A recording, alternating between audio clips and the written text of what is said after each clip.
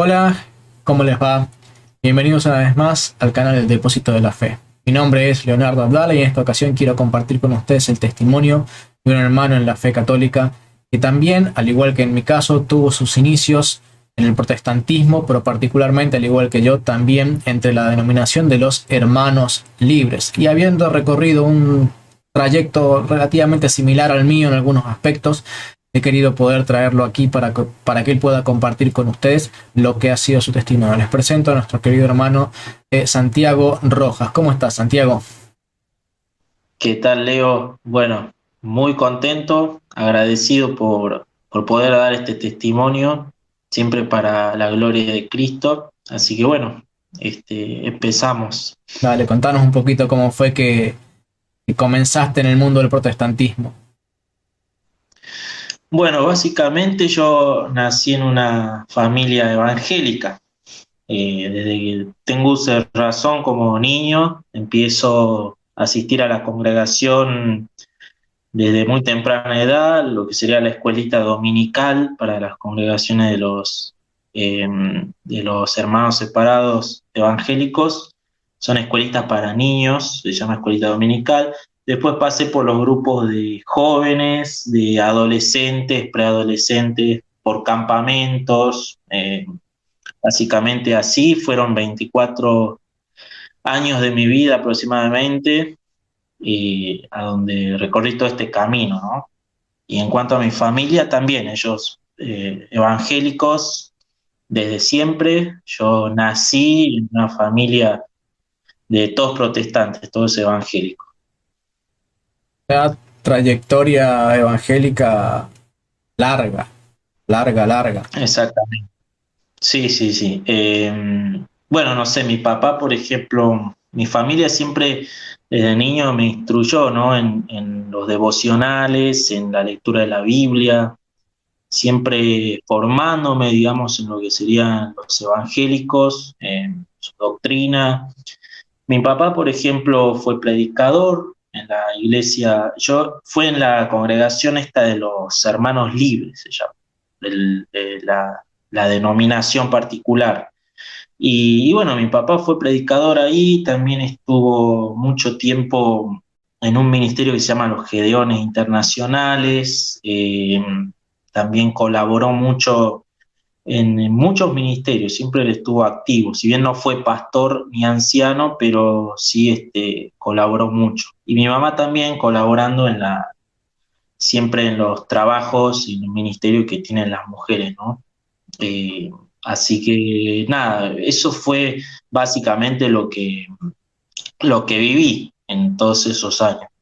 Para los que tal vez no lo sepan, los Gedeones son un grupo interdenominacional que se dedica a repartir Nuevos Testamentos muy chiquititos, típicamente de color azul o blanco, que se distribuyen gratuitamente y te lo suelen dejar en los hoteles, te lo suelen dejar en bueno, no sé, típicamente en los hoteles, en los hospitales, lugares donde hay mucho tránsito de personas que están de viaje o transitoriamente.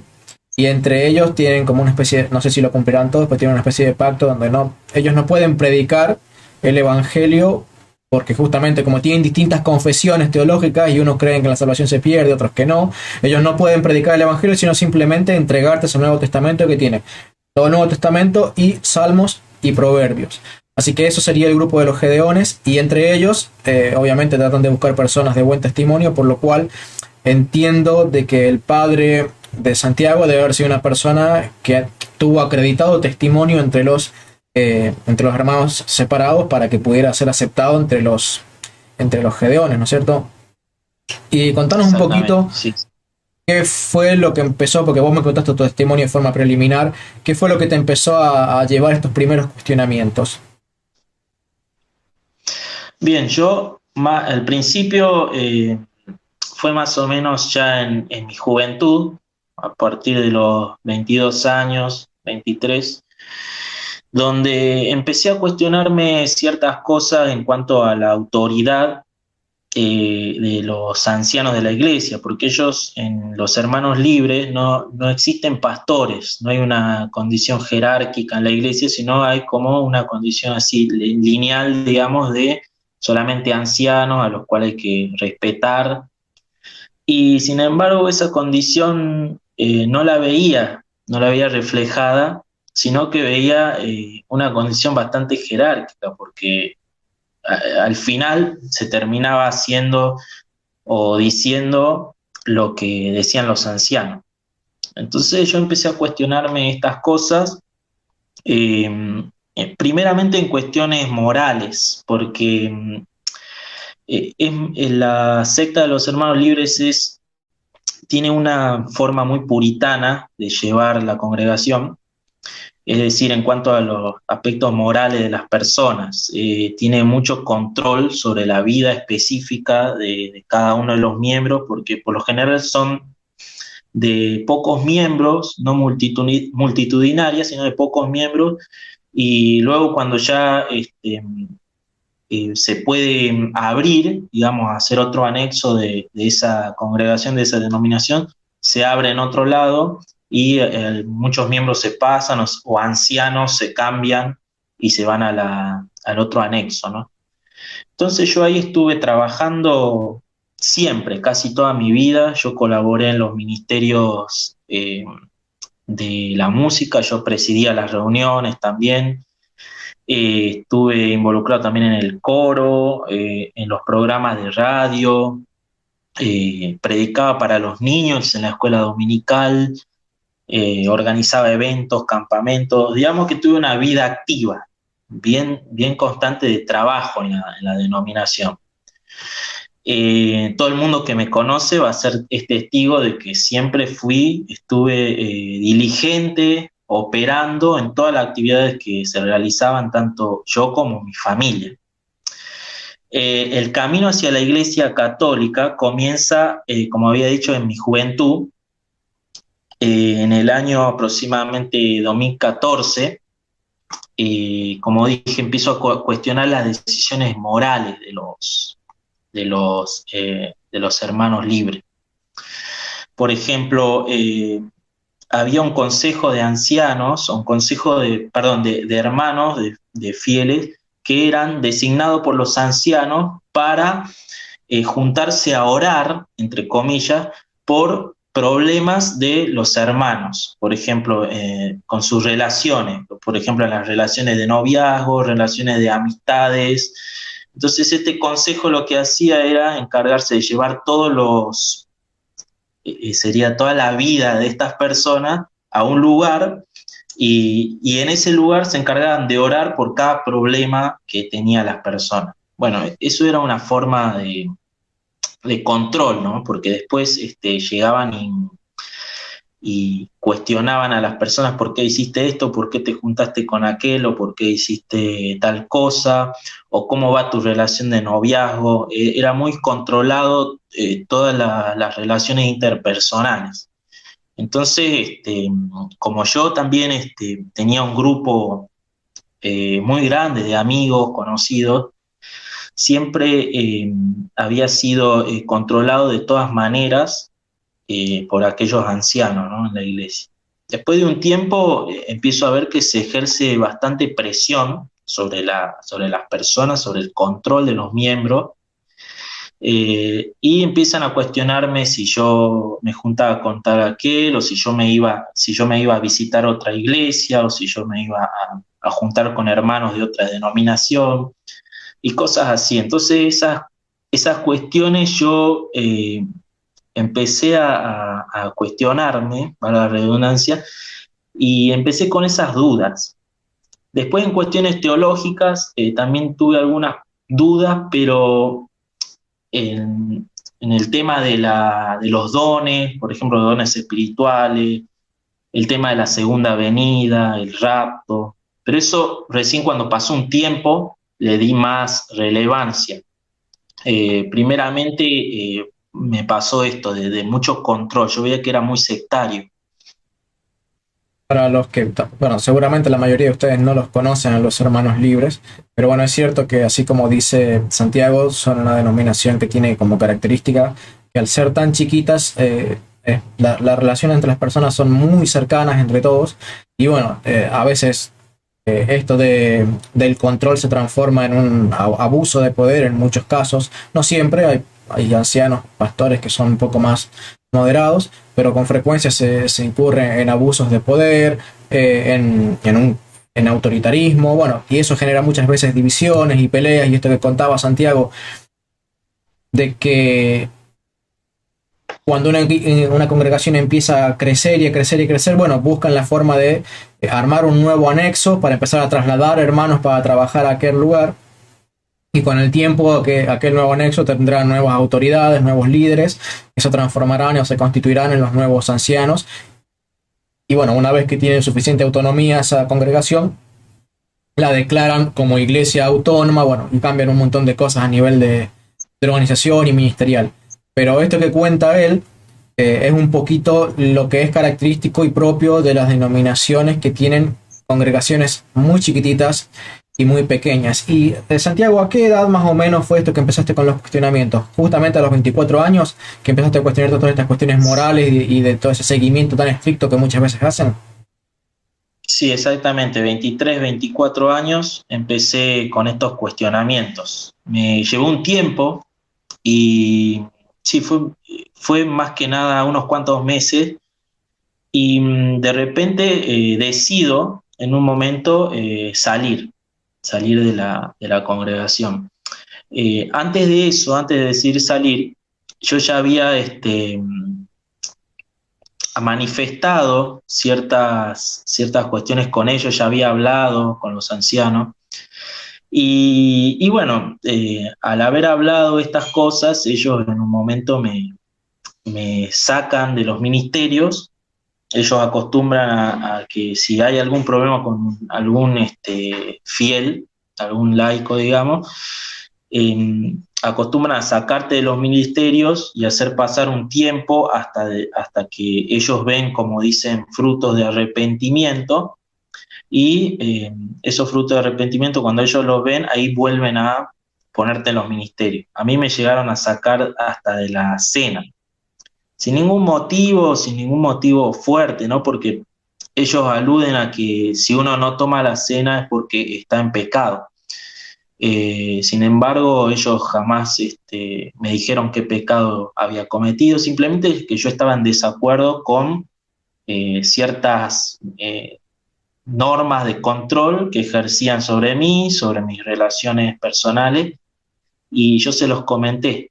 Luego de eso me sacaron del ministerio y estuve, creo que fueron 2 o 3 meses, hasta que decido salir, porque ya veía que no había un acuerdo. Entonces decido ahí salir y bueno, antes de irme yo dejo una carta se acostumbra a veces a dejar una carta en la congregación para que se la lea luego en la cena. Una carta donde uno expresa los motivos por los cuales se va de la congregación. Y bueno, se las dejé. Realmente hablé con el pastor de una manera normal. Le dije que no estaba de acuerdo y que iba a salir de la congregación. Y bueno, mandé la carta. Obviamente nunca se la leyó. Dando mis motivos estaba la carta. Obviamente nunca se la leyó en la congregación. Y bueno, ya sabemos, muchas veces pasa eso de que a veces no les gusta mucho que se vaya un miembro y no quieren hacerlo saber a la congregación y simplemente se encargan de dar una versión de por qué el miembro se fue. Para los que no saben, en la cena, o lo que Santiago se refiere como la cena, es lo que sería el equivalente a la Eucaristía en los católicos. Ellos le llaman la Cena del Señor, y al final de esa reunión, que en los Hermanos Libres ocurre todos los fines de semana, todos los domingos, al final de esa reunión el pastor se suele levantar, o el anciano se suele levantar y da algunos anuncios previos a la reunión que suele seguir, que suele ser la reunión de predicación, o da anuncios relativos a misioneros, a incorporaciones de la membresía, o a veces, cuando son en buenos términos, cuando un hermano se transfiere a otra congregación con alguna carta de recomendación. Y lo que Santiago está diciendo acá es que él hizo alguna especie de una carta de despedida explicando por qué debía, o por qué él creía honesto salirse de esa denominación y no se lo quisieron leer. Perdón la interrupción, pero hay hermanos que nos están escuchando que no tienen ni idea de lo que es el mundillo de los hermanos libres, así que bueno, quisiera que pudieran entender eso. Perdón por la interrupción, Santiago, continúa, por favor. Sí, sí, está bien. Bueno, por ejemplo, ellos cuando una persona se va, me ha pasado estar mucho tiempo dentro de la congregación y que se han ido personas. Ellos siempre tienen un pasaje bíblico que dice, este pasaje que utilizan mucho es que eran de nosotros y salieron de nosotros porque si hubieran sido de nosotros, hubieran permanecido con nosotros. Entonces, o el amor de muchos se enfriará en los últimos días. Entonces eso es como que tranquiliza a las personas y, de la secta y como que no anima a buscar los motivos reales por los cuales un hermano se fue o cuáles son las dudas que planteó. Entonces uno se queda siempre pensando, bueno, no era de nosotros, se fue al mundo y se enfrió y bueno, no permanece con nosotros porque nunca fue de nosotros.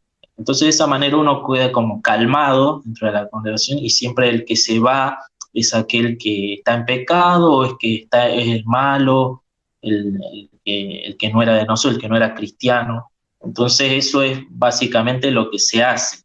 Entonces los pobres fieles que están dentro de ese lugar los mantienen con un cierto miedo porque ellos no van a buscar nunca más allá de eso de lo que se le enseña o liberarse de ese control mental que se vive ahí adentro, de un control totalmente casi absoluto a veces sobre la vida de las personas. Justo a mí me tocó eso. Quizás puede haber personas que, yo no digo que sean todos, no sé, pero justamente a mí me tocó vivir eso y fue bastante difícil en ese momento. Así que yo tomé la decisión de irme. ¿Dónde fuiste? Eh, Bien, yo luego de ahí, obviamente salí pensando en irme a otra iglesia protestante. Yo había planteado al anciano de que me iba a ir a una iglesia bautista, una iglesia, la primera bautista que queda acá en esta ciudad. Y yo soy de Bahía Blanca, estoy viviendo en Bahía Blanca, Buenos Aires. Yo nací en Tucumán, una provincia de Argentina del Norte. Así que, bueno, busco esta otra congregación bautista y bueno, realmente antes de irme yo les comento a los ancianos y me dicen, no, ¿cómo te vas a ir a una iglesia bautista que no tienen una teología verdadera, no son realmente nuestros hermanos?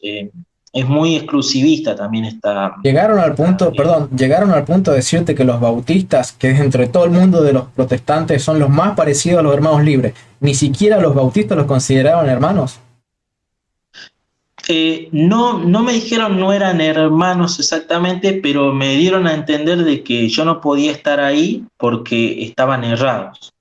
¿Qué? Yo le dije, pero hermano, los bautistas también son nuestros hermanos. Bueno, sí, algunos los consideramos así, otros no los consideran. Me dice como que nunca me dio una respuesta específica. Entonces eso es con más miedo uno hace tomar la decisión con más miedo, ¿no? De salir de ahí. Yo salí con mucho miedo de los hermanos libres. Pensé que había salido de la verdad y que cualquier otra iglesia, congregación o denominación a la que yo iba a ir, iba a ser una denominación que no va a tener la verdad plena, sino que va a tener muchos aspectos que van a estar errados y que yo me voy a tener que quedar por descarte con alguno de esos. Eh, yo jamás en mi vida vi un acercamiento de ellos con los bautistas, jamás hubo acercamiento entre los pastores, jamás hubo acercamientos a reuniones unidas, por lo cual yo considero que no consideran el, el tener algo en común, ¿no? Con ellos. Es lo que yo vi, es lo que a mí me hicieron entender, lo que me hicieron creer. Así que fue bastante difícil. E incluso te puedo llegar hasta decir que ese control ni siquiera es solamente controles en el aspecto moral, sino a veces en el control en el aspecto espiritual. A mí me han llegado a decir que me han visto mal espiritualmente los ancianos. Me han dicho, usted está mal espiritualmente. ¿Y usted cómo sabe? Bueno, me han dado, por ejemplo, una, me acuerdo de una vez que me dijeron, no, porque yo en la cena yo te veo cantar bajito, no estás cantando como antes, te veo que estás cantando en un tono muy bajo, no cantás fuerte, entonces eso es un signo de que estás mal espiritualmente. Ya no estás con el entusiasmo de antes, se escucha más despacio tu voz, no tenés frutos de arrepentimiento. Entonces esas cosas siempre me iban machacando en esos momentos, como que yo estaba mal espiritualmente y que estaba tomando una decisión que no era correcta, que me tenía que quedar con ellos. Así que bueno, básicamente eso, antes de salir, ¿no? Y entre los bautistas, ¿qué ocurrió cuando llegaste? ¿Cómo te recibieron? ¿Qué dijeron? ¿Te dieron la carta? Me imagino que no te dieron ninguna carta de recomendación en los Hermanos Libres, porque saliste por Claro, las malas, digamos, por así decirlo. exactamente. No me dieron carta, no, digamos que me fui por las malas, si se podría decir para ella, ¿no? Yo nunca tuve ningún rencor ni nada, simplemente yo creía que no estaba bien lo que hacían, ese control sectario, y me fui a otra denominación, simplemente porque yo me sentía más cómodo, tenía incluso amigos también en ese lugar. Me cayó muy bien también el pastor, una muy buena persona, yo llegué y me recibió muy bien.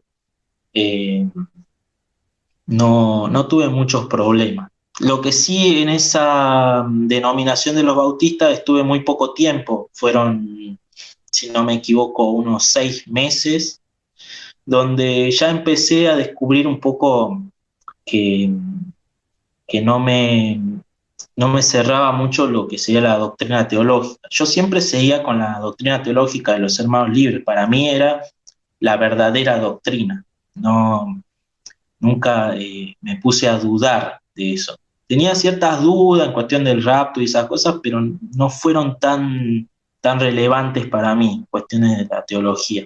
Eso fue en ese momento, ¿no? Bueno, Luego, y como salgo de los hermanos libres, llego a los bautistas y ahí sí empecé a ver ciertas cosas que no me llamaban, no me cerraban. Y, pero bueno, yo ya había tomado la decisión y seguí unos cuantos meses ahí. cosas como que, por ejemplo, Eh, yo, por ejemplo, tenía muy eh, la cuestión de la doctrina apostólica. Yo tenía muy metido eso de los hermanos libres, que ellos me decían que tenían la doctrina apostólica, la doctrina primitiva. Entonces llegué, como yo soy músico también, a veces yo veía en los bautistas que a veces tenían como unas bandas súper grandes de música, como era como un tipo show, o a veces había ciertas cuestiones de predicación de las mujeres en la iglesia de los hermanos libres, en esta denominación no predican las mujeres, en los bautistas sí, por lo menos donde yo iba, algunas sí, y en había otras no. muchas. Sí, en algunos sí, otras no. Y donde yo iba sí, y había muchas líderes mujeres que enseñaban la palabra, había lo que serían los grupos, las células que le llaman ellos, había muchas mujeres líderes que predican. Y todas esas cosas yo no las aceptaba. También había otra cosa que en los hermanos libres las mujeres usaban lo que sería la mantilla o el velo. En los bautistas no. Y yo decía, bueno, pero acá la Biblia me dice el apóstol Pablo que usen velo. Y bueno, cuestiones así, ¿no? Y bueno, esas cosas yo decía, bueno, son cosas que lamentablemente no las voy vivir acá, los bautistas, porque allá sí las tienen, allá son la verdad, en los hermanos libres. Así que bueno, eh, siempre con ese prejuicio, con ese miedo, ¿no?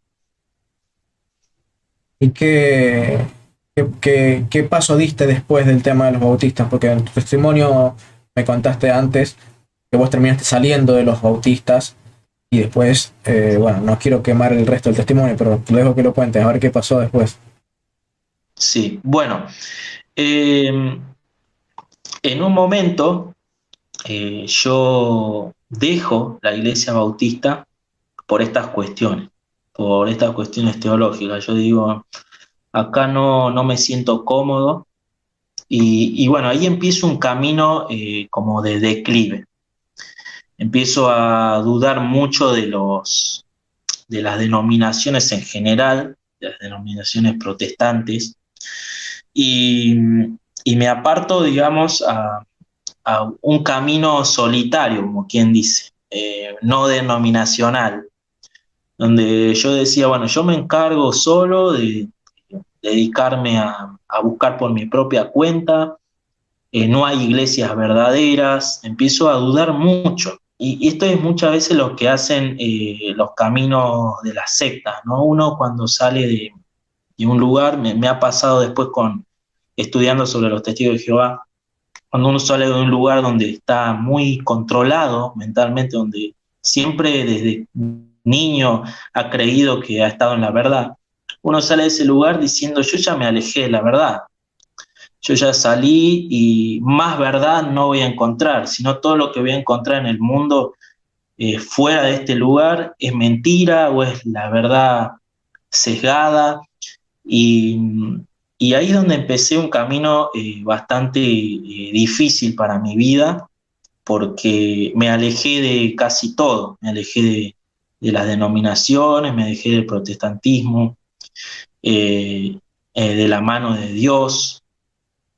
Fue bastante difícil porque muchas personas, y yo he conocido, se inclinan hasta llegar al ateísmo o al agnosticismo. Se inclinan de esa manera y, y eso es lo que a veces logran este tipo de sectas, este tipo de sectas con ese control.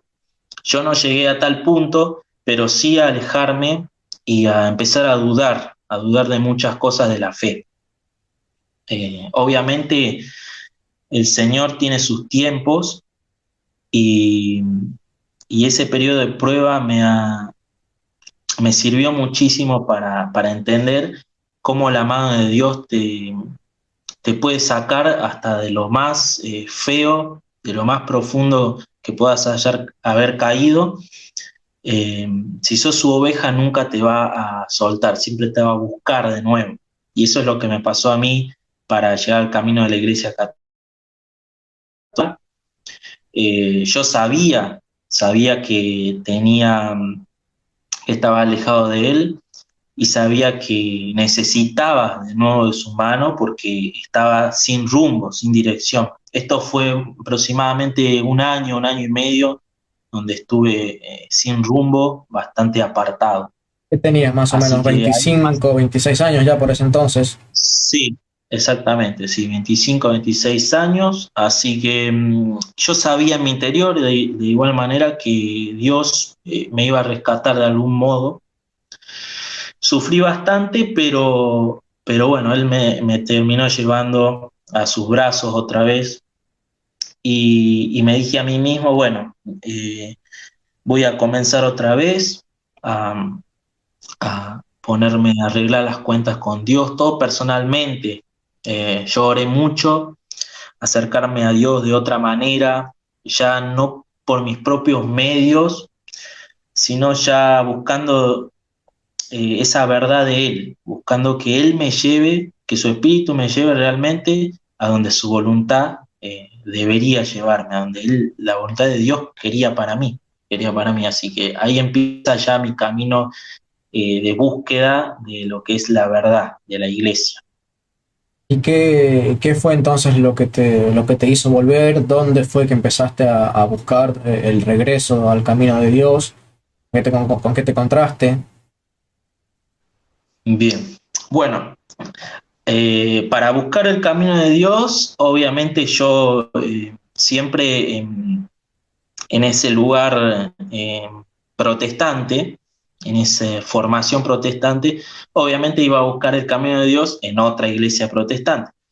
Eh, Sin embargo, dije, voy a darle una oportunidad, voy a darle una oportunidad a la iglesia bautista, voy a volver eh, y pero esta vez voy a volver ya con esta sed de búsqueda, con esta sed de búsqueda de realmente la verdad, de la iglesia.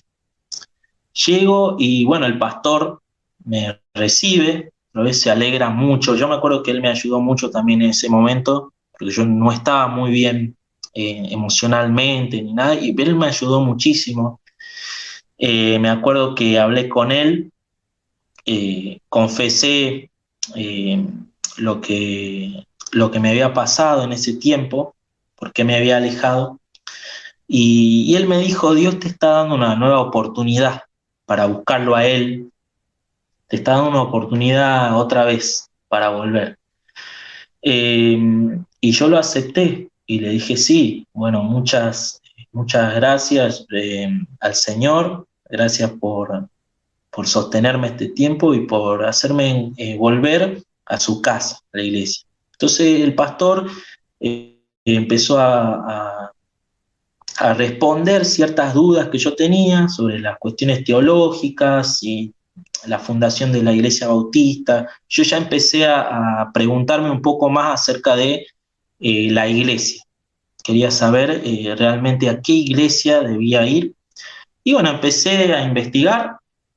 El pastor me ayudó mucho, siempre obviamente dándome información sobre las cuestiones de ellos, ¿no? Su teología, lo que enseñan ellos, más que nada, no mucho atrás, no muy atrás en los padres ni nada. Así que Es la empecé historia ese de camino. todos. Es la historia de todos. O sea, los hermanos libres, a pesar de ser tan exclusivistas, tampoco logran mostrarte cómo es que ellos tienen una conexión supuesta con la doctrina teológica de los apóstoles, y los bautistas te hacen lo mismo.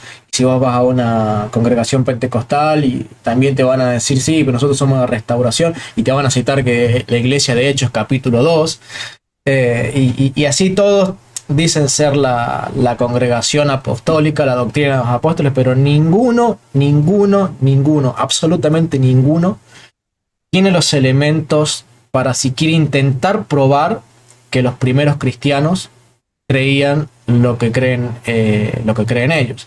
Entonces les pasa a todos lo que te pasó a vos. O sea, sí, nosotros somos la doctrina, nosotros interpretamos así, pero ninguno te empieza a hablar de por qué, donde la Biblia habla de diferentes denominaciones, donde la Biblia te habla de que se puede tener diferente fe, donde la Biblia te habla de que se pueda tener personas y congregaciones que no se relacionan o no se vinculan unas con otras, o incluso al punto tal de considerarlos a los demás como cristianos de segunda categoría, ¿no? Como los hermanos libres, que consideran al resto como el sótano del cristianismo, por así decirlo. O en algún caso hasta como el depósito de basura del cristianismo, porque realmente en algunos casos más exagerados son extremadamente exclusivistas, y al punto, como te dijeron a vos, que no los consideran ni siquiera hermanos. Así que es triste, Exactamente. pero bueno, para que la gente vaya entendiendo un poco todo lo que tuvo que vivir Santiago, qué significa cuando a él le dicen, sí, la doctrina de la iglesia, pero nunca salen nunca dejan de mirarse el ombligo, nunca se hacen la pregunta real de cómo puedo demostrar o probar que sí, que esta es la verdadera iglesia, al margen de mi interpretación de la Biblia. Cómo puedo probar que realmente los apóstoles y los discípulos de los apóstoles interpretaron la Biblia de la manera en la que yo lo interpreto. Esto no lo puede hacer ninguno, solamente la iglesia católica y la ortodoxa, obviamente, porque tiene muchísimos parecidos con la católica. Sí, exactamente. Sí, como te dije, yo había salido de ahí de los Hermanos Libres y para mí cualquier denominación no iba a tener la verdad, sino una verdad sesgada, una verdad a medias. El único depósito, digamos, de la verdad para mí en ese momento eran los Hermanos Libres. Es el control o lo que se adoctrina desde tan pequeño, de tan niño, como a mí me ha pasado. Mi familia también tomó la decisión de irse a los bautistas. Me acuerdo, ellos se habían ido un poco antes que yo. Yo me quedé un tiempo más que nada porque ya vivía solo. Ellos ya se habían apartado de los hermanos libres y bueno, quedaba yo, digamos, en la familia, solamente los hermanos libres, así que después de un tiempo, unos años más después que se fueron ellos, me fui yo. Pero volviendo al tema de la iglesia bautista, llego de una manera como más preparada, en cierto sentido, con ese fervor de esa búsqueda de la verdad de la iglesia.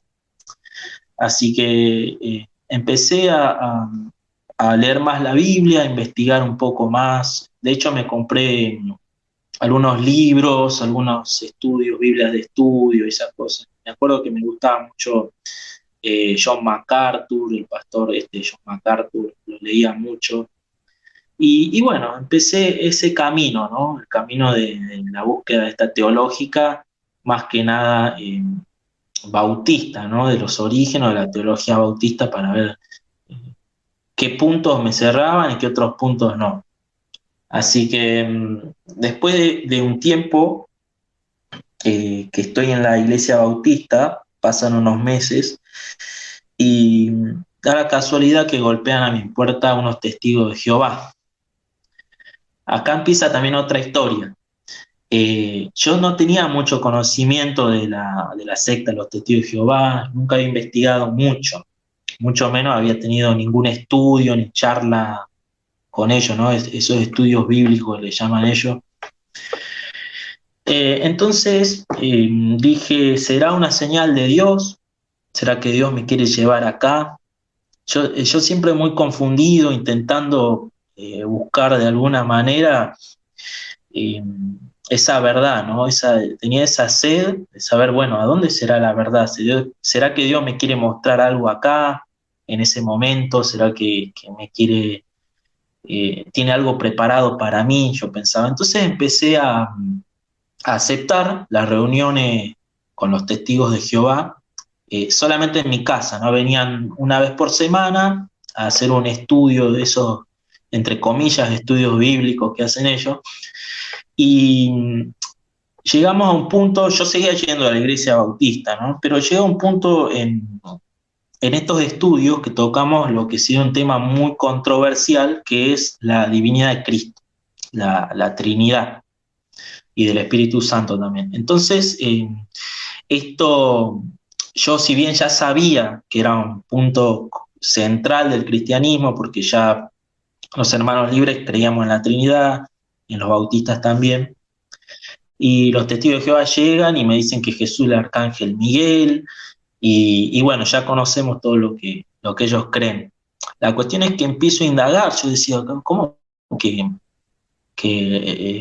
estos testigos de Jehová me estén diciendo que Jesús no es Dios, que no existe la Trinidad, que es el arcángel Miguel? Entonces yo empiezo a indagar sobre la secta de los testigos de Jehová, empiezo a ver sus creencias, empiezo a buscar mucha más información, empiezo a conseguir libros, material de ellos, y más que nada empiezo a conseguir material sobre la Trinidad. Y empiezo a buscar los orígenes de la Trinidad para conocer, bueno, la postura verdadera del cristianismo y la postura de los testigos de Jehová. Y ahí es donde empieza mi camino ya casi directo a la Iglesia Católica, buscando los orígenes de la Trinidad. Ok. Antes de que me olvide, ustedes van a ir viendo a lo largo del testimonio de Santiago, que Santiago va comentando que cada vez más él se va convirtiendo de a poco, paso a paso, en una persona con una cierta capacitación, un cierto nivel de estudio, y tal vez como muchos católicos que se preguntan, muchas veces me dicen a mí en los comentarios o por mail, que les gustaría poder defender la fe, pero que no tienen el suficiente conocimiento. Bueno, el conocimiento no desciende en un cofre de oro que vos agarrás y lo metés en tu cabeza así de un momento a otro, y de un día para otro viene y ya sabes todas las cosas que tenés que saber para defender la fe. El conocimiento se va adquiriendo de a poco. Ustedes van a ir escuchando cómo a lo largo del testimonio de Santiago, él, al aparecerse de distintas circunstancias en la vida, las va tomando como pequeños desafíos o pequeños Sí, pequeños desafíos que él los transforma en pequeños pasos de compromiso con el estudio de la Biblia y de la verdad. Y, al igual que en mi caso, yo me siento muy identificado con él en algunas cosas. Él va y llega hasta los orígenes. Bueno, los testigos de Jehová dicen que Jesús no es Dios, que es un arcángel. Y vamos a ver qué decían los primeros cristianos. Y Santiago ha llegado, y me salté un poquito algunas cosas del testimonio de él, porque yo sé que sobre el final del video hay menos personas tal vez escuchando el video. Y yo quisiera que los hermanos católicos sepan que Santiago tiene un canal de YouTube donde él también hace apologética católica, como lo hago yo en mi canal. Yo quisiera que después lo puedan ver. Se llama Santiago Católico, así como está el nombre de él ahí en la pantalla.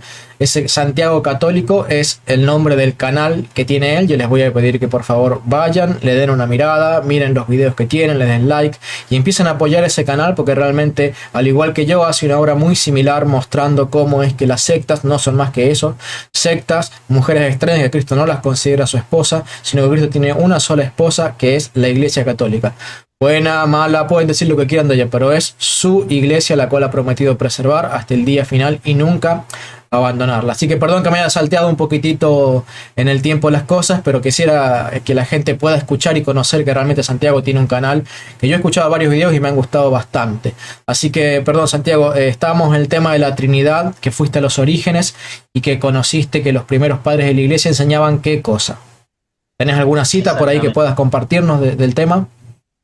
Sí, llego a, básicamente llego casi al siglo IV, sin darme cuenta llego hasta el siglo IV. Un protestante por lo general no sabe que existen 1500 años de iglesia antes de la Reforma, así que yo llego inesperadamente al siglo IV a encontrarme con San Atanasio, uno de los padres de la iglesia, donde toca mucho estos temas con las herejías, más que nada con los arrianos. Entonces ahí es donde yo encuentro, por ejemplo, el credo atanasiano, que si quieren puedo leer una parte, por favor, que es por favor. se llama el símbolo Quicumque, de creo, año 434 aproximadamente. Y se lo voy a leer porque esta cita realmente impactó muchísimo en mi vida en cuestión de la Trinidad. Le voy a leer desde acá, es medio largo, así que voy a leer unos párrafos. Quien quiera desee salvarse, dice San Atanasio, debe ante todo guardar la fe católica. Quien no la observare íntegra e inviolada, sin duda perecerá eternamente. Esta es la fe católica, que veneramos a un Dios en la Trinidad y a la Trinidad en la unidad. Ni confundimos a las personas ni separamos la sustancia, porque otra es la persona del Padre, otra es la del Hijo y otra la del Espíritu Santo. Pero la divinidad del Padre, del Hijo y del Espíritu Santo es una. Es igual su gloria, es coeterna su majestad como el Padre, tal el Hijo, tal el Espíritu Santo. Increado el Padre, increado el Hijo, increado el Espíritu Santo. Inmenso el Padre, inmenso el Hijo, inmenso el Espíritu Santo. Eterno el Padre, eterno el Hijo, eterno el Espíritu Santo. Y sin embargo no son tres eternos, sino uno eterno, como no son tres increados ni tres inmensos, sino uno creado, uno increado y uno inmenso. Igualmente omnipotente el Padre, omnipotente el Hijo, omnipotente el Espíritu Santo. Y sin embargo no son tres omnipotentes, sino uno omnipotente.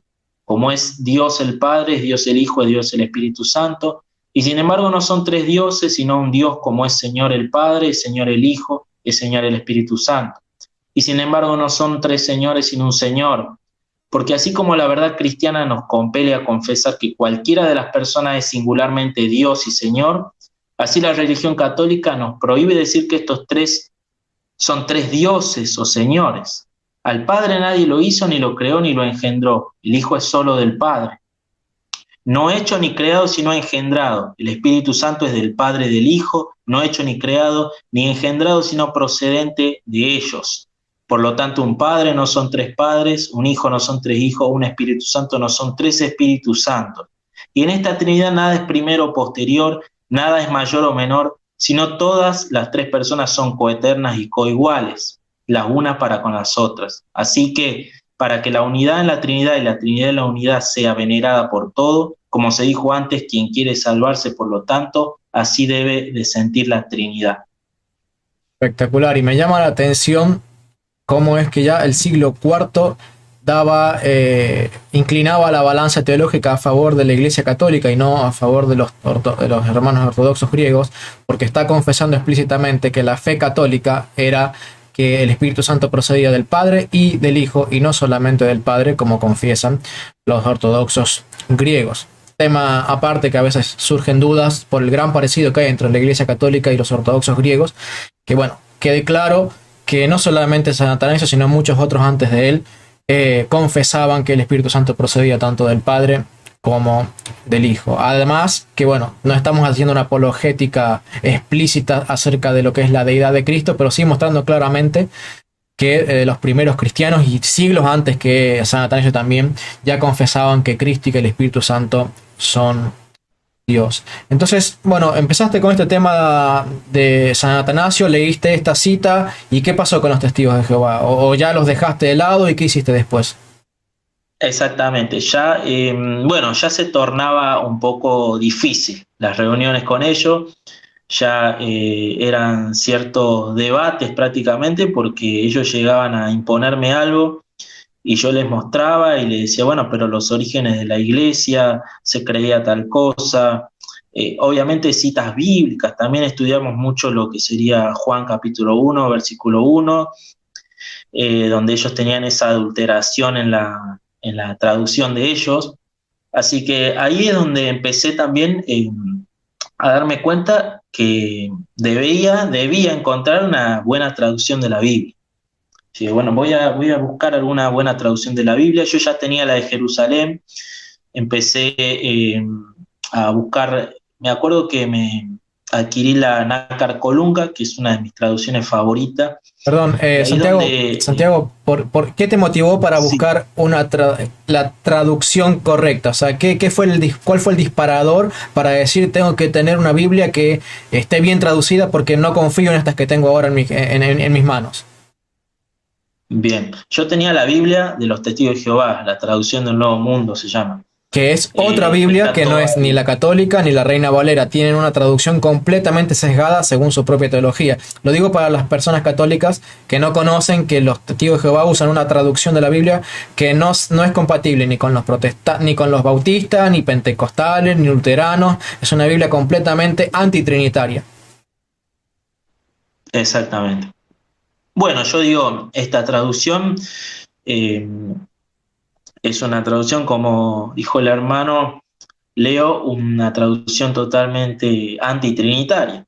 Entonces digo, bueno, yo tengo la Reina Valera acá, descubro a veces que la Reina Valera tiene ciertas cosas no muy fieles. Me acuerdo que descubrí en el Padre Nuestro, cuando dicen la Reina Valera, eh, no me equivoco, no me acuerdo muy bien la cita, bueno, pero en la parte donde Jesús enseña el Padre Nuestro, en la Reina Valera dice, en la parte donde dice no nos dejes caer en la tentación, la parte de la Reina Valera dice no nos metas en tentación.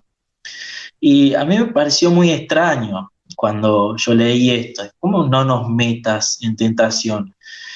Después empecé con Segunda de Tesalonicenses 2:15, que ya mucho se ha hablado en, en todos lugares, en videos, que hay una traducción en la Reina Valera que saca lo que sería la palabra tradición en las traducciones cuando uno se ve invadido por lo que sería la traducción, eh, lo que sea la tradición mala, en cierto sentido. La tradición mala, ellos la traducen como tradición, y la tradición buena, la de los apóstoles, ellos la traducen como doctrina o como enseñanza.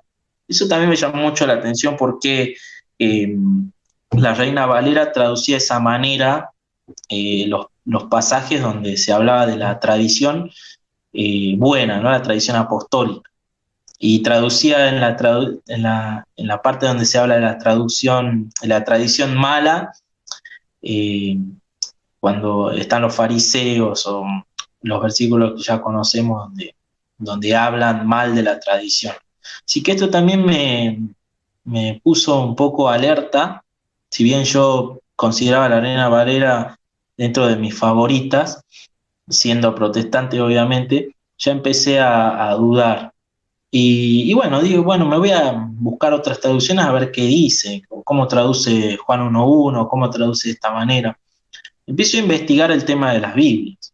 Después de un tiempo, llego a la iglesia bautista, me acuerdo, un día, y yo llevaba otras traducciones para leer en la iglesia bautista. Yo llevaba, me acuerdo de la Biblia de Jerusalén. Cuando ellos predicaban, yo en vez de tener la Reina Valera, utilizaba la de Jerusalén para irme o sea, entendiendo un poco mejor o viendo otras traducciones, no solamente la Reina Valera.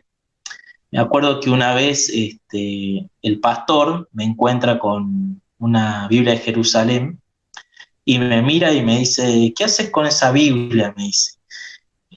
No, le digo, yo a veces traigo otras traducciones, digo, para seguir la predicación. Dice, no, ¿qué haces con esa Biblia? Esa no. Y como que se reía, me dice, no, esa no. No es una Biblia buena, no sé qué. Y yo, ¿pero por qué? No, nosotros usamos la Reina Valera.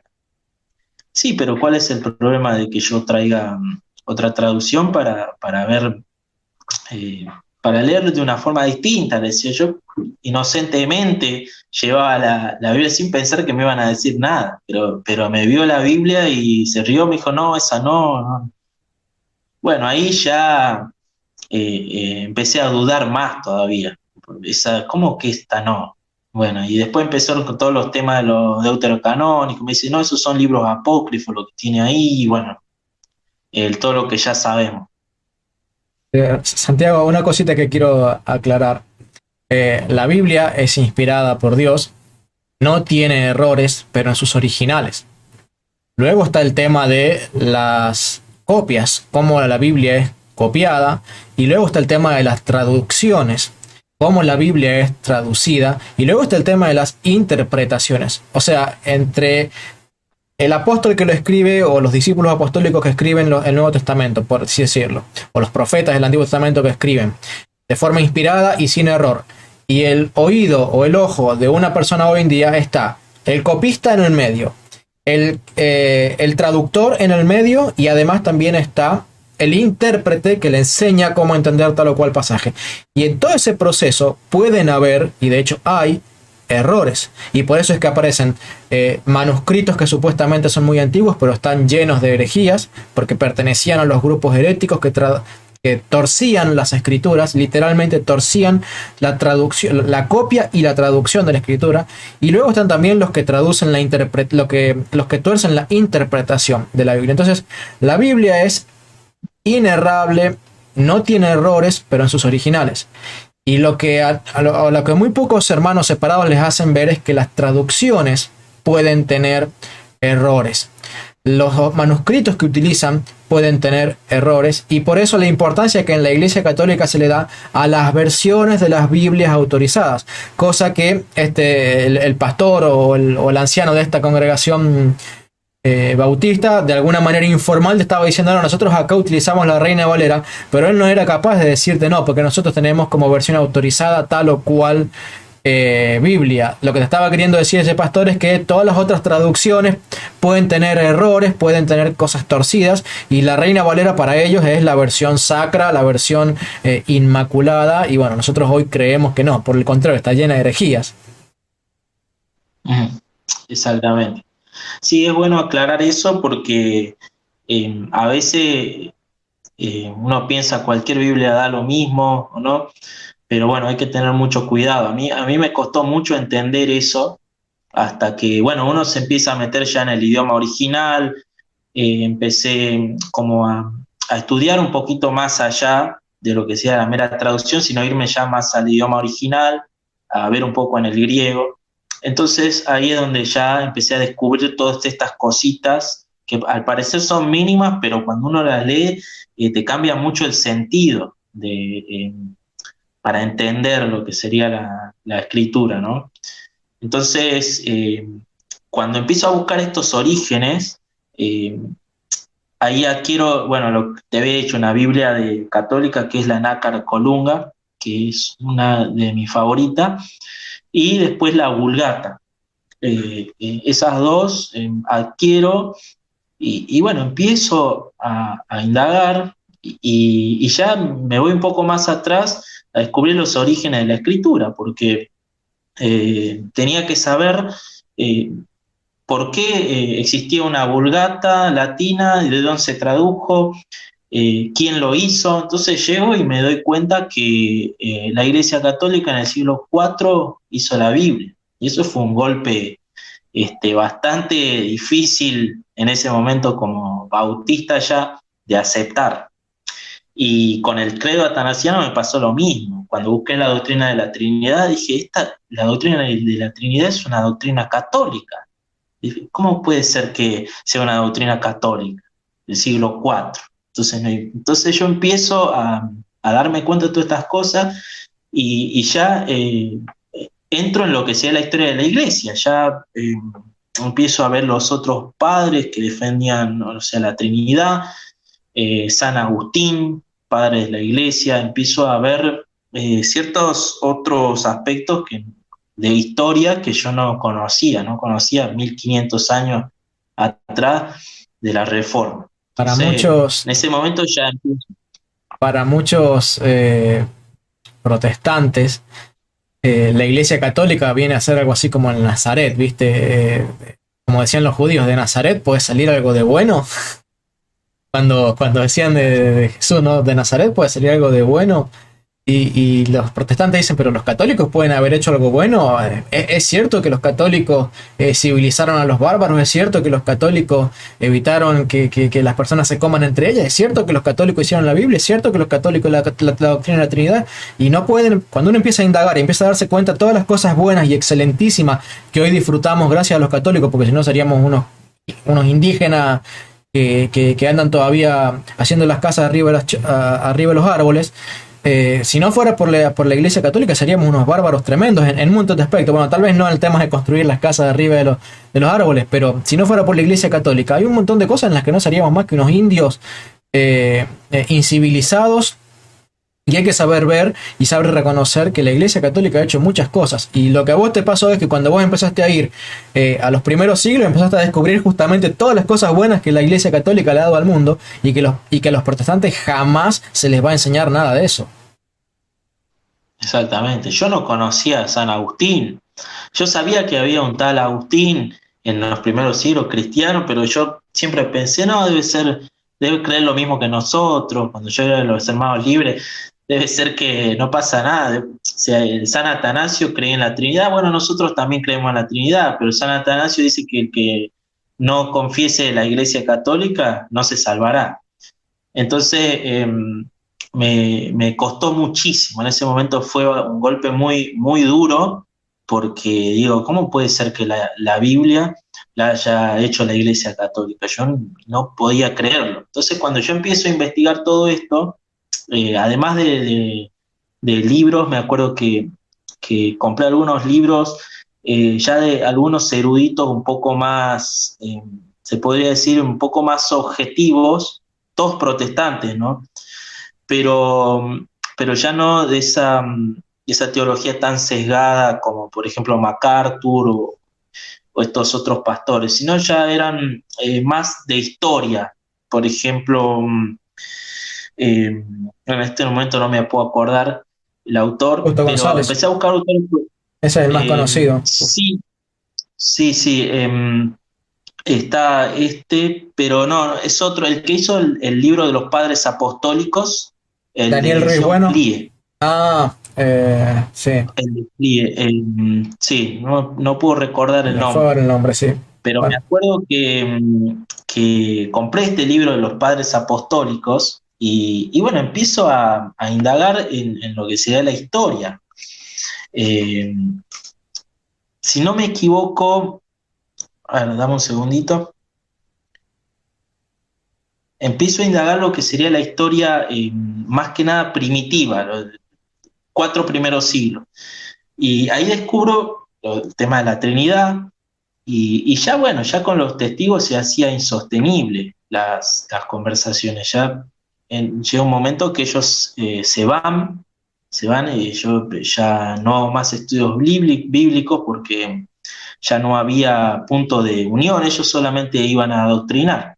Entonces cuando ya uno empieza a prepararse, cuando ya uno empieza a leer un poco más, empiezo a descubrir de sus falsas profecías, adquiero libros de ellos mismos donde tenían sus falsas profecías, entonces ya no les quedó otra que irse de mi casa y no volver nunca más. Ellos buscan Así el que en target esos fácil. momentos, Ellos buscan al ignorante, al que le dice sí, sí, sí, sí, sí, sí, sí, sí, ah, no sabía, ah, mirá vos, y al que le pueden engañar con facilidad, pero en tu caso se encontraron con alguien que, por el contrario, les empezó a estudiar las cosas y te empezaste a dar cuenta de que vos les terminabas predicando a ellos. sí, sí, sí. Y fue bastante, me acuerdo que fue bastante, un poco, a ellos fue muy chocante para ellos porque yo al principio de sus estudios empecé no sabiendo nada y ellos iban como muy contentos llevándome con su librito, pero luego yo empecé a leer su propia literatura y empecé, no, pero acá, ¿qué dicen? Acá esta falsa profecía y estas cosas, sus cambios de doctrina. Y claro, ahí ya no tuvieron nada más que hacer que irse, porque ya se estaban dando cuenta de que empecé a indagar mucho más dentro de su secta. El autor es Alfonso Ropero, no me Alfonso acordaba, Ropero. pero exactamente. Bueno, empecé a leer también sobre la historia y un poco más, no tan, no tan anticatólico, pero sí empecé de otra manera a buscar. Y así encontré la Iglesia Católica en los primeros siglos y, y lo de la Biblia. Ahí es donde me atrapó esto, lo que sería lo que se llama la disonancia cognitiva. Yo no podía entender que los católicos puedan defender la divinidad de Cristo ni la Trinidad, cómo podían ser estos idólatras, cómo podían hablar tan bien de Cristo, del Padre, del Espíritu Santo, porque para mí eran adoradores de María, de los santos, nunca hablaban de Cristo, para mí los católicos, mucho menos de la Trinidad.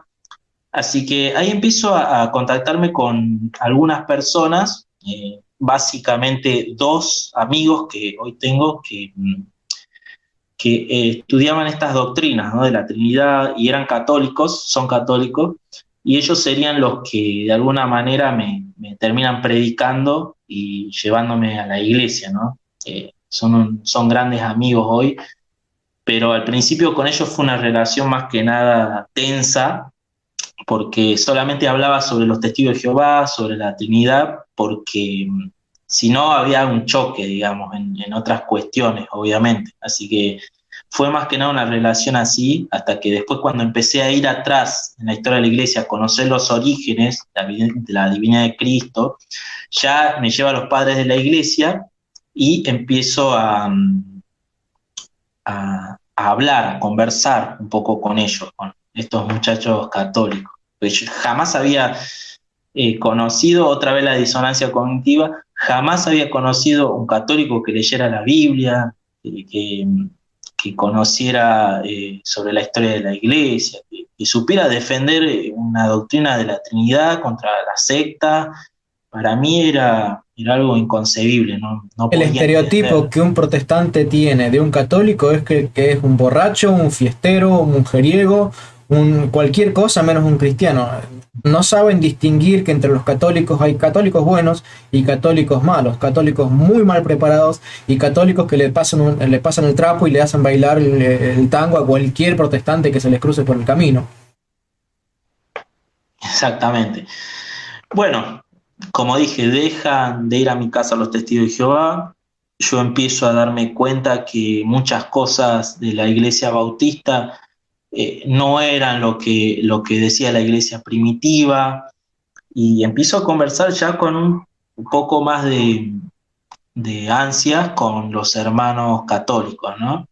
Empiezo a conversar sobre algunos temas sobre la iglesia, sobre la doctrina católica.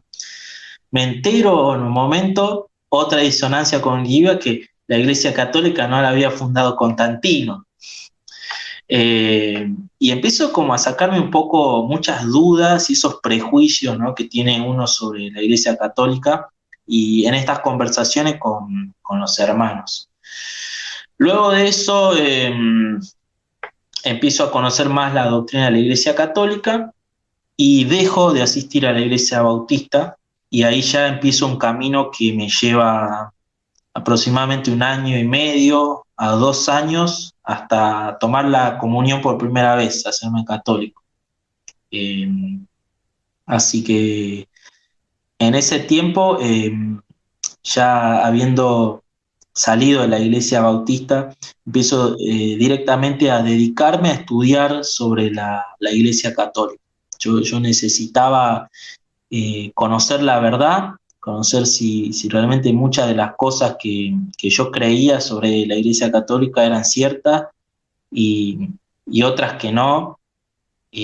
Así que después de ese tiempo ya empieza el camino de conversión, básicamente, a la iglesia. Preparación, catequesis para llegar a la comunión.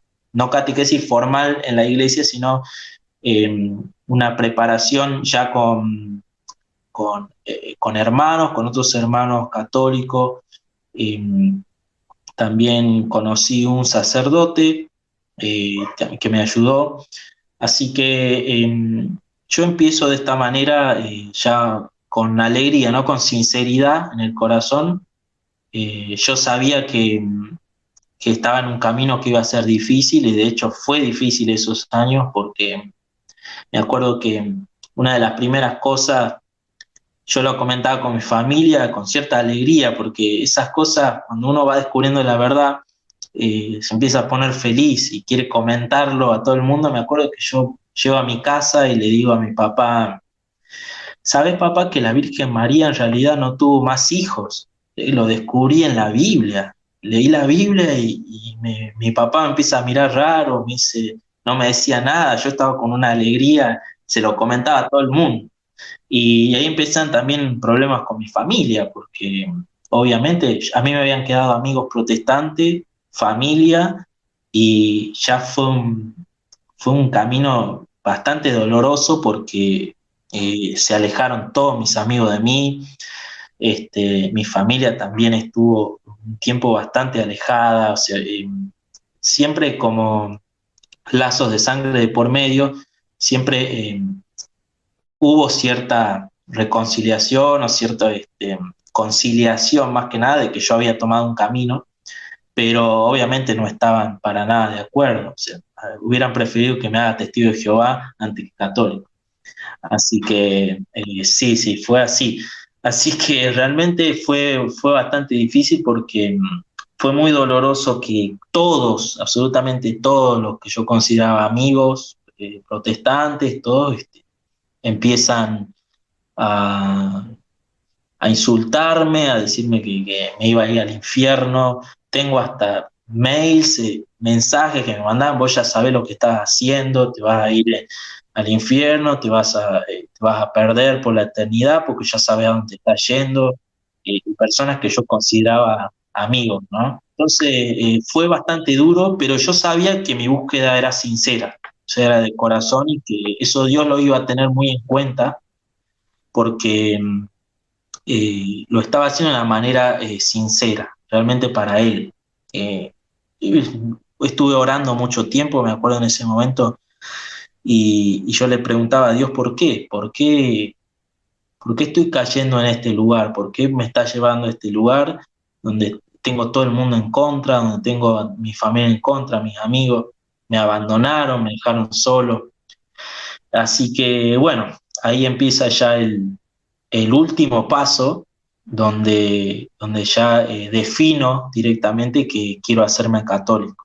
Antes de que puedas contarnos sobre ese último paso, quisiera hacer una observación, ¿no?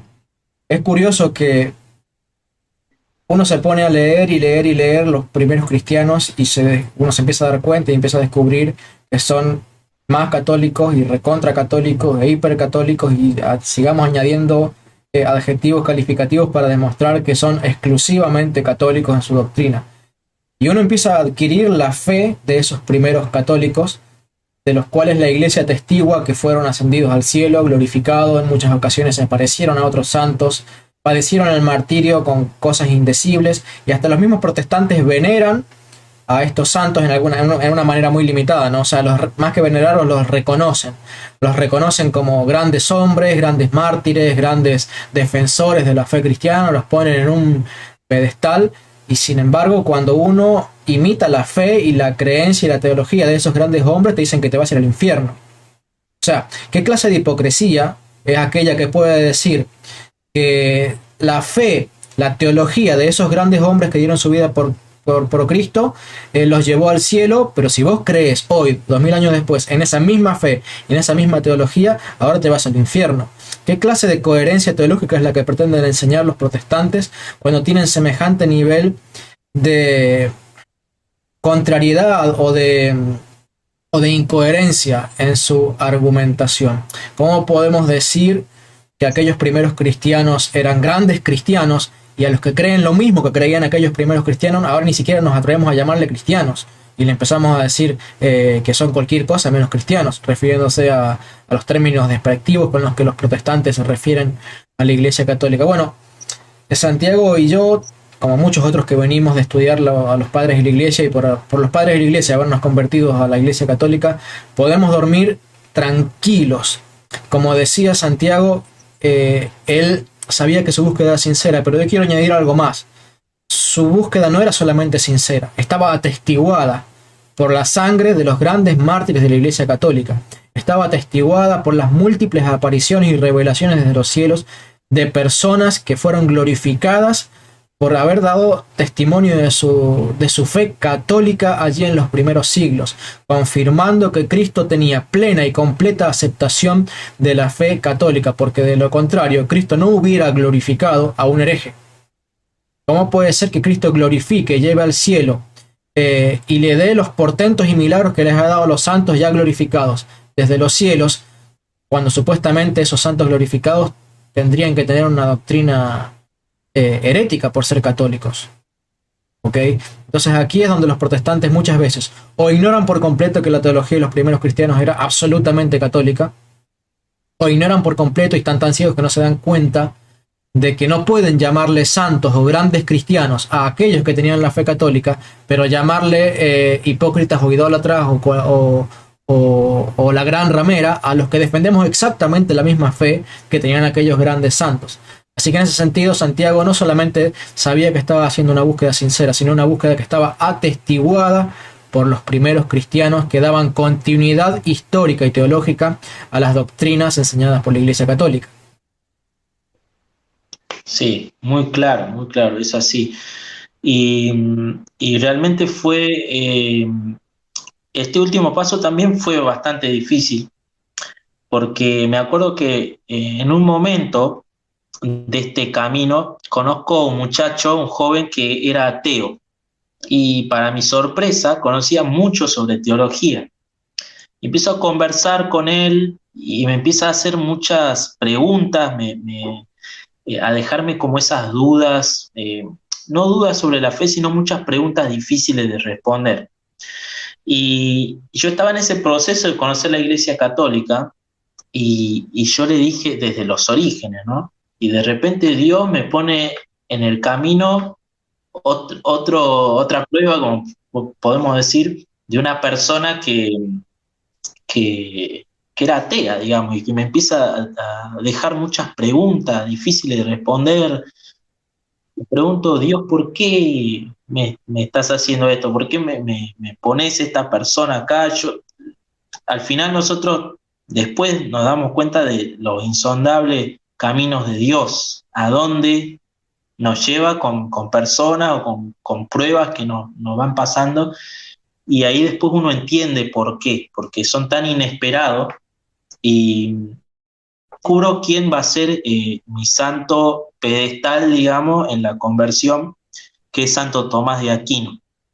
Ahí descubro a este santo con su suma teológica, y ahí me encuentro con una montaña teológica, filosófica, que me lleva todavía más a la iglesia, me empieza a impulsar más. ¿Por qué? Porque empiezo a conocer los fundamentos de lo que sería la existencia de Dios, lo que sería la manifestación divina de Jesús en la tierra, y después su fundación, la fundación de la iglesia católica. Así que en ese pilar, y con ese pilar y con el siguiente que voy a contar, van a ser los dos pilares donde yo me decido a entrar a la iglesia, directamente a la iglesia católica.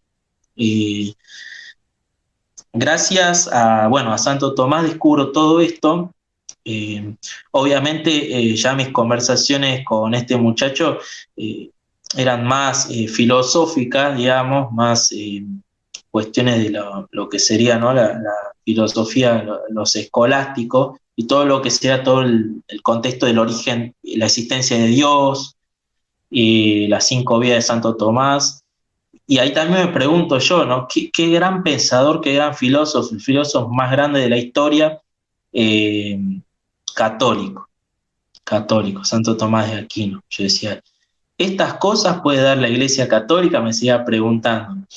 Así que De Nazaret puede salir algo de realmente, bueno, otra vez, ¿no? exacto, otra vez. Y bueno, gracias a Santo Tomás descubro esto. eh, y, y bueno, fue realmente una alegría, un alivio a mi corazón porque a veces muchas preguntas de las que yo tenía que es relacionadas con el ateísmo, o no con el ateísmo en sí, sino con preguntas difíciles a veces sobre más que nada la historia, sobre estas concepciones de algunos ateos escépticos que tratan de deslegitimar a la Iglesia Católica como una iglesia falsa. Y todo esto me llevó a darme cuenta todo lo contrario, que la Iglesia Católica era la Iglesia de Cristo, la Iglesia verdadera, la que había fundado Él, y que su aparición en la tierra fue para dar esa manifestación de la Iglesia al mundo. Entonces, todo eso me llenó muchísimo. Me acuerdo que yo decía, bueno, esta prueba me la pusiste Dios para poder enseñarme algo más. Así que después el siguiente paso ya fue el último, que fue la Eucaristía. Ahí es donde ya fue por decir, la última gota que rebalsó el vaso, donde yo dije acá, si no participo de la sangre y el cuerpo de Cristo, yo me voy a perder. Y es ahí donde llegué a la iglesia, ¿no? Creo No sé si que querías comentar algo. sí, yo creo que todos los testimonios que he escuchado, o no sé si decir todos, pero la inmensísima mayoría de los testimonios que he escuchado terminan en que la estocada final para el protestante que habitaba dentro de ellos ha sido la Eucaristía. O sea, algunos lo encuentran antes, otros lo encuentran después en su proceso, pero todos la balanza final, como si todas las otras cosas pesaran 1 kilo, pero la Eucaristía pesara 1 tonelada. O sea, es como que todas las Claro, otras cosas te van acercando, acercando, acercando, pero muchas veces no tienen la fuerza suficiente para vencer todo prejuicio y hacer que la mente de una persona se decante por completo, a decir, es necesaria la Eucaristía. Y la razón es que en la fe evangélica, la fe es suficiente. No solo en la fe católica o en la doctrina católica, la fe es necesaria, pero no suficiente. Y en la teología evangélica, la fe es en sí misma suficiente.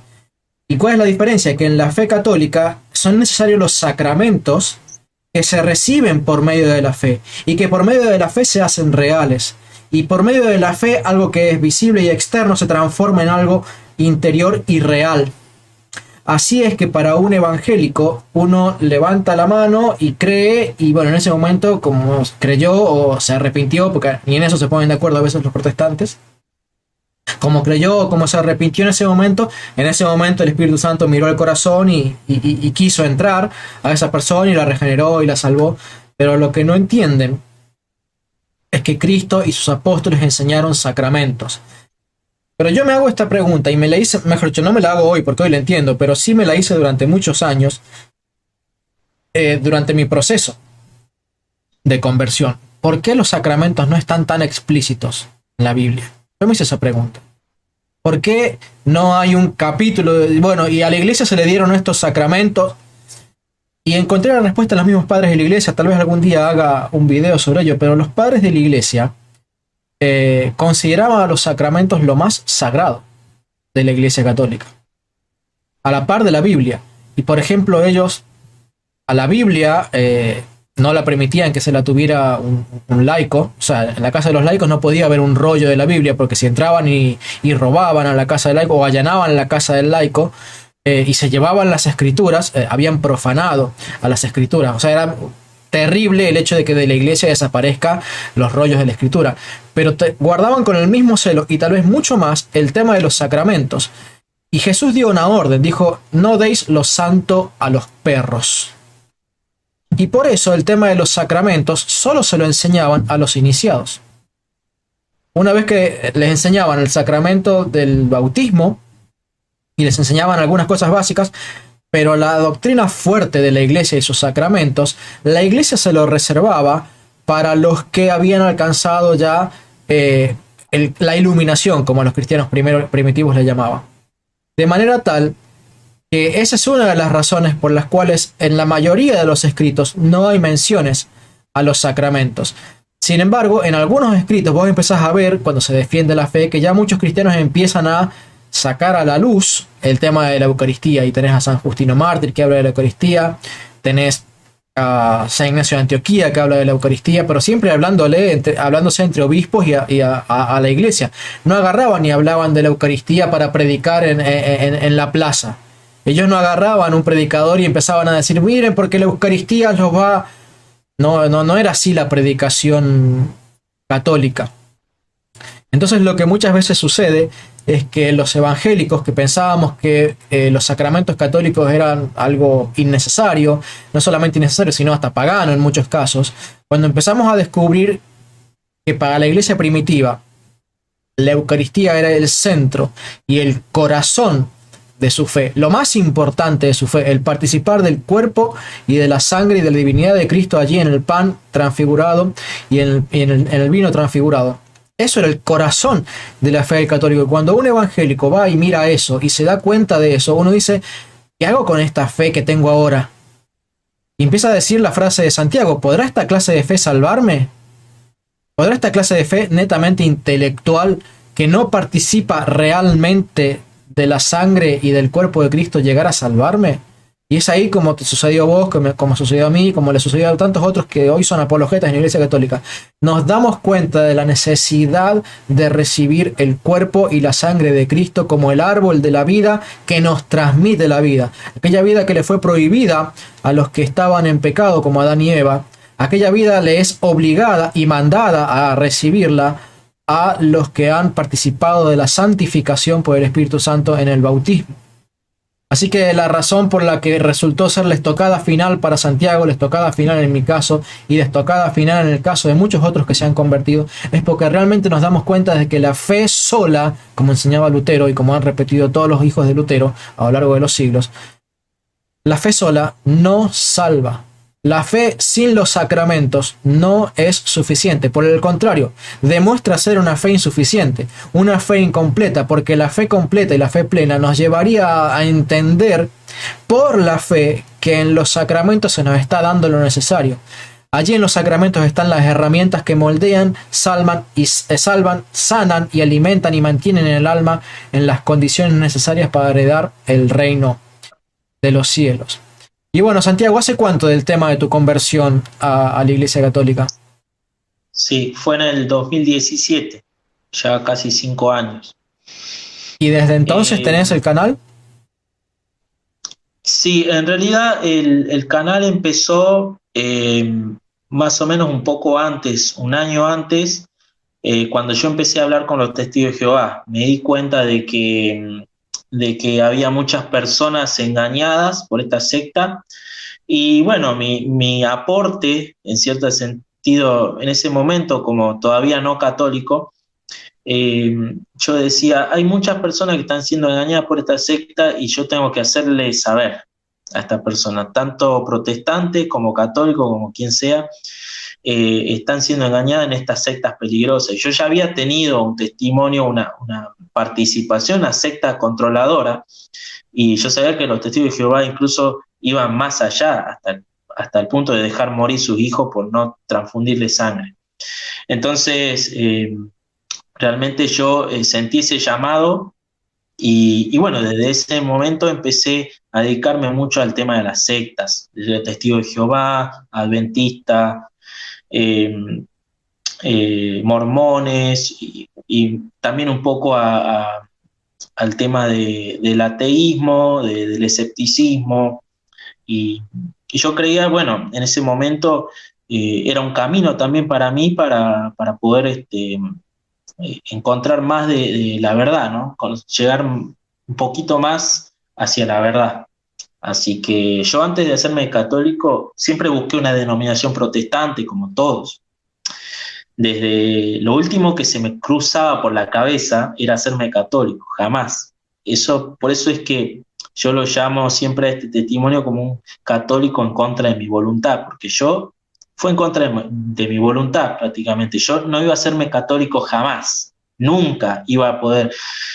Iba a aceptar que tenían ciertas similitudes como la Trinidad, pero jamás iba a aceptar que era la iglesia de Cristo. Nunca iba a aceptar a María como Madre de Dios, jamás iba a aceptar la devoción a los santos.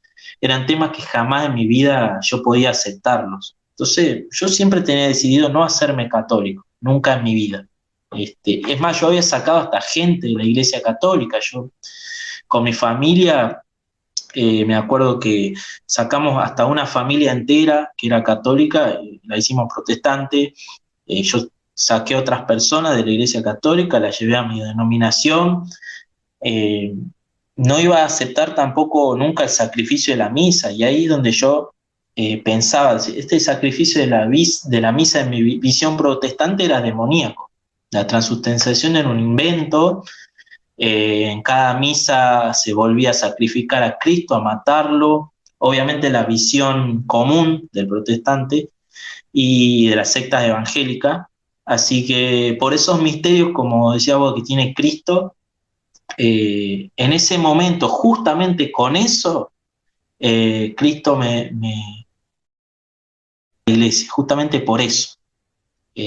Una noche, conversando con un muchacho católico, empiezo a tener una especie de debate, ¿no? Conversación sobre el tema de la Eucaristía. Y me manda a leer Juan capítulo 6. Es Juan capítulo 6. Entonces yo jamás lo había leído de esa manera. O sea, un protestante lo lee de arriba abajo y ya está tan programado de una manera que no lee lo que dice esas palabras. Y a veces, como son tan literalistas, yo decía, justamente acá no, y si esto no puede ser literal, eh, toma el que no coma mi carne y bebe mi sangre, esto no puede ser literal, y menos la Iglesia Católica va a tener razón en esto. Así que conversando con este chico, me leo Juan capítulo 6, y ahí donde fue, como dijiste vos, la estocada final.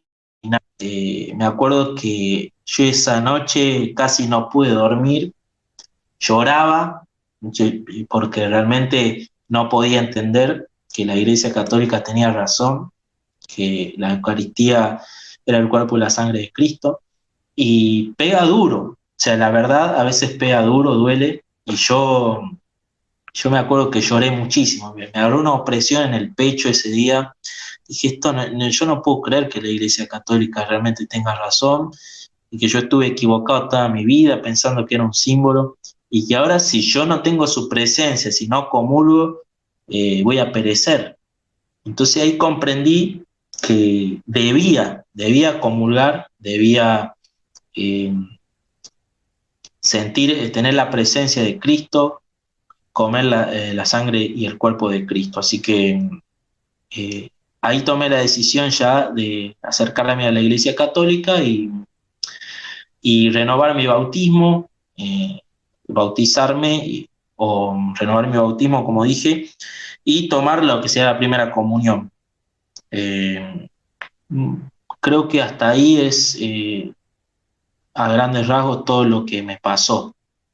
Bueno, creo que lo que podemos hacer es decir gracias, Señor, porque rescataste una oveja más del zarzal de los protestantes. Quiero pedirle a toda la comunidad que esté viendo este video que pueda ir al canal de Santiago y suscribirse y empezar a escuchar sus videos, porque seguramente él también tiene cosas importantes para decir, abarca tópicos que yo no he logrado abarcar tal vez aquí en mi canal y bueno, ayudamos y colaboramos con que este hermano querido que está en la fe católica hoy defendiendo la fe, él también sea uno más de los tantos soldados que está utilizando el Señor Jesucristo para defender a la Iglesia Católica de los múltiples enemigos que tiene. Así que damos gracias al Señor por tu vida, Santiago. Vamos a orar por vos y le pedimos a la comunidad de hermanos católicos que también estén orando, presentando delante del Señor las oraciones en favor del alma y de la vida de Santiago. Santiago, ¿quieres decir algo antes de despedirnos? Sí, bueno, la verdad es agradecerte acá a vos, todos los hermanos, y qué bueno que la apologética, me acuerdo cuando yo empecé a hacer videos, me acuerdo que había poquitos canales de apologética, yo encontraba con lupa, me acuerdo en YouTube, y empezó a florecer muchísimo, empezó a haber un auge de personas católicas que empezaron a hacer apologética. Me acuerdo en todos estos años, de a poco empezó a crecer. Empecé a ver muchos testimonios de protestantes convertidos a la iglesia, y eso también nos hace pensar que también estamos en los últimos tiempos. Yo creo que hay muchas personas que se están dando cuenta, muchos protestantes o muchos que están adentro de las sectas. He tenido muchos testimonios a través de mi canal que me han mandado, me han dicho por estos videos, por los videos de YouTube, por cosas que leí, he abandonado la secta, me he dado cuenta que la Iglesia Católica es la Iglesia de Cristo, y yo creo que el Señor está empezando a juntar las ovejas, ¿no? Y gracias a esto, gracias a los testimonios como el tuyo, como de tantos otros hermanos que han podido salir de esas sectas tan destructivas para el alma, y que hoy pueden encontrar la verdad en la iglesia. Quiero dejar una cita de Santo Tomás que me encanta, que fue de una cita pilar a mí en mi vida, que hasta me la acuerdo de memoria porque es tan linda y tan llena de riqueza, que la toca en cuestión 1, artículo 8 de la Suma Teológica. Me encanta porque habla sobre la fe y sobre la verdad de la fe. Dice: la fe se fundamenta en la verdad infalible, y lo que es contrario a la verdad no es demostrable, de donde se sigue que los razonamientos que se presentan en contra de la fe no son demostraciones inapelables, sino argumentos rebatibles. Esto es lo que me acercó a mí, a la iglesia, es decir, la fe se fundamenta solamente en una verdad. La verdad está en la iglesia, como dice la Escritura. Ahí está la iglesia. Entonces, aquello que es contrario a la verdad no va a ser demostrable, porque todos esos razonamientos que se presentan en contra van a ser argumentos rebatibles, como dice Santo Tomás. Y es lo que me pasó a mí. Yo llegué a la Eucaristía y dije, bueno, yo sigo teniendo dudas, yo sé que voy a seguir teniendo muchas dudas de muchos otros temas que todavía me quedaban. Había muchos otros temas que todavía me quedaban con esas ciertas dudas, pero yo sabía que la verdad estaba en la iglesia y que todas esas dudas de a poco iban a ser rebatibles, iban a ser argumentos que me iba a dar esa respuesta a la iglesia, al saber que había encontrado la verdad en la iglesia. Así que eso me ayudó mucho, esa cita, para poder entender cosas que incluso todavía, y no sé si hasta que me muera, voy a llegar a comprender del todo tanta riqueza teológica que tiene la iglesia, que nos ha dado. Así que Así es. eso sería. No bastarían 100.000 canales de YouTube para abarcar toda la riqueza que tiene la Iglesia Católica en su teología, no la podríamos agotar. Bueno, dejamos aquí el video, agradecemos mucho a Santiago estamos comprometidos ya con ir y contar nuestro testimonio en su canal, porque él es el primer hermano de todos los hermanos católicos, el primer hermano que me pidió mi testimonio en su canal. Y yo le dije, bueno, deja que primero porque ya también tengo que contarle un poco cómo es que iniciamos una relación de amistad con él a la distancia. Pero dije, déjame que tengo que terminar de regularizar mi situación matrimonial en la iglesia y algunos sacramentos, y entonces puedo contar el testimonio. Y después fue quedando, y bueno, todavía estoy en deuda con él, así que ya vamos a saldar esa deuda. Hay que partir de este mundo sin deudas, y esa deuda no es una de las que quiero tener. Así que te prometí dar el testimonio, y bueno, vamos a grabar algún video para contar nuestro testimonio allí en tu canal. Nos despedimos, queridos hermanos. Muchas gracias por habernos acompañado. Viva Cristo Rey, viva la Iglesia Católica, viva nuestra Santa Madre María. Amén. Amén. Viva Cristo Rey.